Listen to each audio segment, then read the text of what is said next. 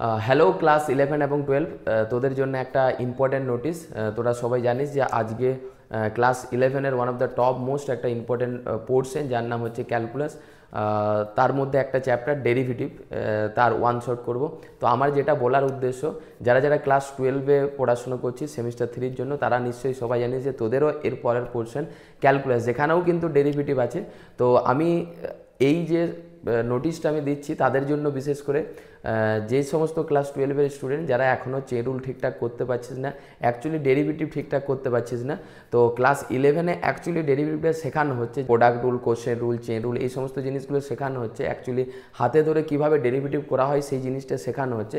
But class 12-এ main যেটাকে focus করা হচ্ছে সেটার যে স্পেশাল ফাংশনের উপর ডেরিভেটিভগুলো বেশি ফোকাস করা আছে। তো আমি ক্লাস 12-এ যেটা দিয়ে শুরু করব, এই ডিরেক্ট স্পেশাল ফাংশনগুলো দিয়ে শুরু করব, কারণ বুঝতে পারছিস হাতে টাইম, সেখানে কিন্তু আমি ধরে ধরে আর ডেরিভেটিভটা শেখাবো না।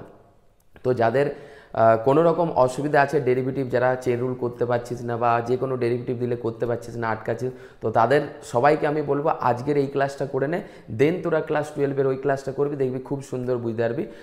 তাহলে আজকের মেন যদি শর্ট জিস্ট বলতে যাই, যে আজকের এই ক্লাসটা ক্লাস 11-এর জন্য, যারা যারা ক্লাস 11-এ পড়িস তারা তো সবাই অবশ্যই করবি। একটা ক্লাসে পুরো ডেরিভেটিভটা ফিনিশ করব, একদম বোর্ড লেভেলের যতটা আছে পুরোটাই শেষ করানো হবে।